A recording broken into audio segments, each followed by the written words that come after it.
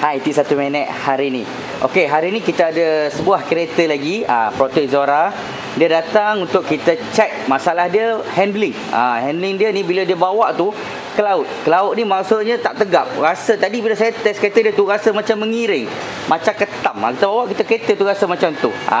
Kalau siapa yang ada masalah ataupun simptom macam ni kereta dia tu, punca dia biasanya absorber. Biasanya absorber dia ni. Okey, so untuk kereta ni memang absorber dia dan memang nampak jelas. Kenapa saya cakap macam tu? Jom saya tunjuk. Okey, kamera zoom kat sini, nampak tak? Kita nampak jelas. Kalau macam ni senang. Ini kesan minyak keluar. Bermakna absorber dia dah rosak dah jam sebab minyak dah keluar. Okey, ini belah kiri. Okey, belah kanan dia pun lebih kurang baru nak keluar, tapi atas je sikit je keluar minyak. Okey, itu untuk bahagian belakang dia. Okey, untuk bahagian depan dia, absorber depan dia pun sama. Jom saya tunjuk. Okey, untuk absorber depan dia, belah kiri dia nampak tak ada kesan minyak ni? Ini kesan minyak meleleh.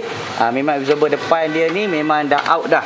Okey, macam saya selalu cakap, biasanya kalau absorber ni kita nak tahu simptom pertama dia, biasanya saya akan tengok tayar ni dulu. Tayar di bahagian tepi, dalam dan tepi luar ni. Kalau dia beralun, ni beralun ni. Kalau dia kita letak macam ni kita rasa beralun, biasanya absorber dia lembut ataupun dah rosak atau tak rebound, dah tak main rebound dah. So memang kena check absorber. Kalau macam ni senang. Tayar dia beralun, bila kita tengok absorber dah keluar minyak, settle. Boleh tunjuk kat owner, bang, absorber dah out, minyak dah keluar. Jadi kalau kereta siapa yang ada masalah handling, masalah bunyi yang tak settle, nak saya check dulu, boleh bawa datang ke Fizik Motorsport sampai Ipoh. Saya dapat hari ni settle.